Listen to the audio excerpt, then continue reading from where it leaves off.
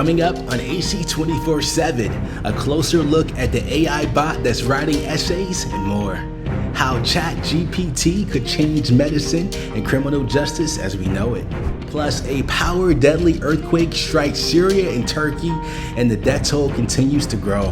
The latest on the search for survivors. And mixed reactions to the shooting down of a Chinese spy balloon off the Carolina coast.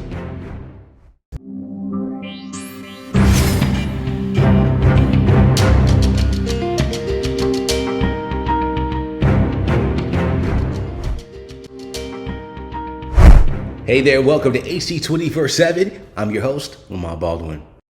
Imagine passing a medical school exam without even having to spend a single day in class. That's how good and convincing the artificial intelligence Chatgpt is. The Advocate Channel's Tom Foreman explains what it may mean for the future. With an estimated 100 million unique visitors already this year, the 2-month-old Chatgpt is growing faster than TikTok or Instagram initially did, analysts say, and it's generating endless headlines about an artificial intelligence revolution. If we had a day, I could fill every hour in that day with some of the perils of this technology and why we ought to be both fascinated and concerned.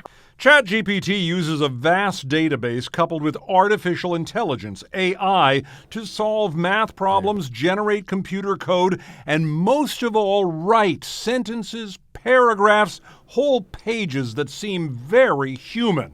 At the U.S. Capitol, this is a critical step forward in an era where AI and its implications are taking center stage in public discourse. A congressman gave a speech he says was entirely written by Chatgpt.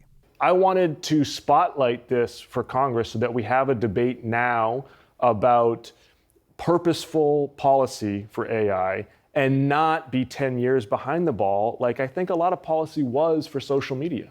The public debate is raging. Fearful of students using Chatgpt to write essays, some schools, including New York's, are banning it.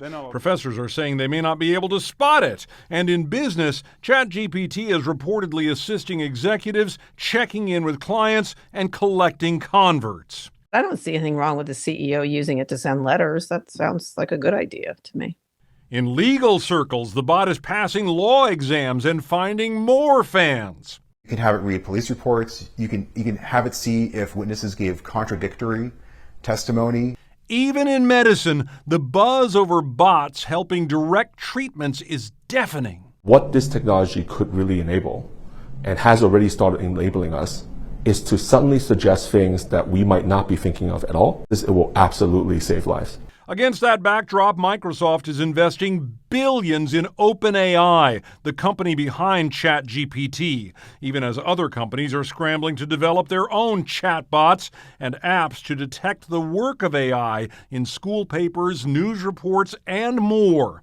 The big question, how many jobs can these bots do and possibly take from humans? It's an incredible innovation, but at the same time, it's like opening a Pandora's box.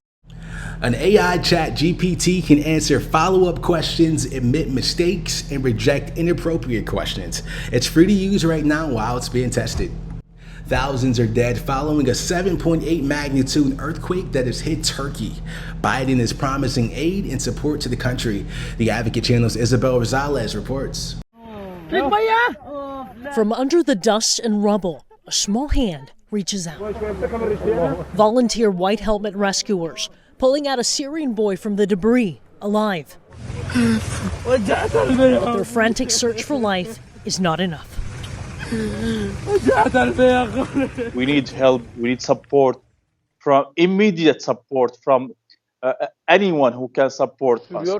The catastrophic 7.8 magnitude earthquake collapsing buildings as people slept in bed. The U.S. Geological Survey predicts the death toll could rise by the thousands based on the location of the quake in Turkey and Syria. It's one of the strongest to hit the region since 1939. We're not ready to deal with something like this. It's bigger than us and bigger than any NGO operating in northwest Syria to handle this disaster. Survivors unable to go home, taking shelter wherever they can find, even in cars. If you want to say hello to my kids. But strong aftershocks complicating the search for those trapped, the biggest of them measuring a powerful 7.5 magnitude. International help is on the way. Several countries are donating money, equipment, and manpower as rescuers dig for any signs of life. I'm Isabel Rosales reporting. U.S. senators expect to get a comprehensive briefing on a Chinese balloon incident. This comes after U.S. military fighter jets shot down a suspected Chinese surveillance balloon off the eastern seaboard Saturday. Senate Majority Leader Chuck Schumer said the briefing will include information about China's surveillance capabilities, research and development, and advanced weapon systems. Schumer also called out Republicans who accused the administration of not responding quickly enough. We are hearing GOP criticism of the balloon mission, that they are saying we should have shot down the balloon the minute we saw it.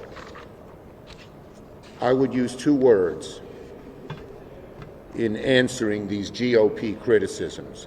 They are premature and they are political. Our friends are playing politics with U.S. intelligence. We sent a clear message to China that this is not acceptable. We protected civilians. We gained more intelligence while protecting our own sensitive information. And the bottom line here is that shooting down the surveillance balloon over water wasn't just the safest option, but it was the one that maximized our intelligence payload. Schumer added the Biden administration is considering other action against China for their, quote, brazen activities, and the Senate would be ready to support the administration if needed. It is American Heart Month, and heart attacks have long been considered a problem facing older adults, but young people can have them too.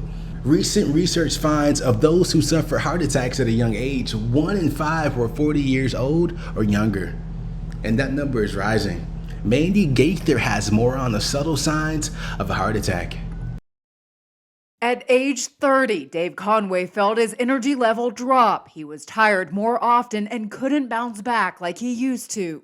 And when I would talk to people about it, they'd just be like, hey, welcome to getting older. One day at work, he exerted himself and felt lightheaded, nauseous. He thought it was heat exhaustion at first, but the symptoms lingered, and over time he developed heartburn and shortness of breath. When he wasn't getting better, he was encouraged to go to a doctor. After seeing his blood pressure, Conway was immediately sent to the emergency room where he had an echocardiogram. Anything below 40% is considered heart failure, and I was at 10%. Conway says he had 3 strokes in the hospital. It was then that a 100% blockage in a major artery was discovered. He says the earlier symptoms were actually signs of a widowmaker heart attack.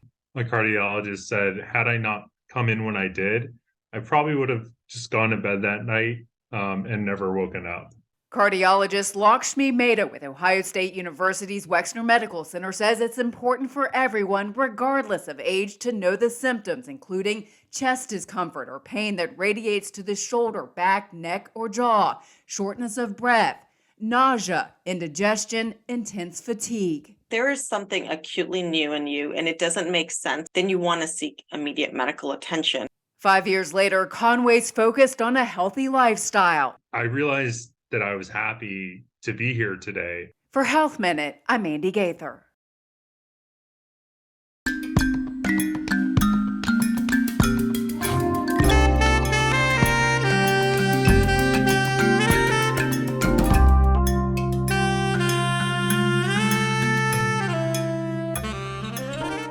The Advocate Channel is celebrating Black History Month. Today we want to spotlight American blues singer Bessie Smith. Smith, born in Tennessee, is the first major blues and jazz singer on record and one of the greatest classic blues singers of the 1920s. Bessie made her first record in 1923, establishing herself as the most successful Black performing artist of her time, and she recorded regularly until 1928. Smith unfortunately passed away in a car accident while headed to a performance in 1937. The singer's most notable song, Downhearted Blues, was included as a song of the century and is also credited as one of the 500 songs that shaped rock and roll. Thank you for joining us for AC 24/7. For more content that advocates to you, go to advocatechannel.com and make sure you follow us on Instagram, Twitter, and Facebook, and subscribe to our YouTube channel. For the Advocate Channel, I'm Lamont Baldwin.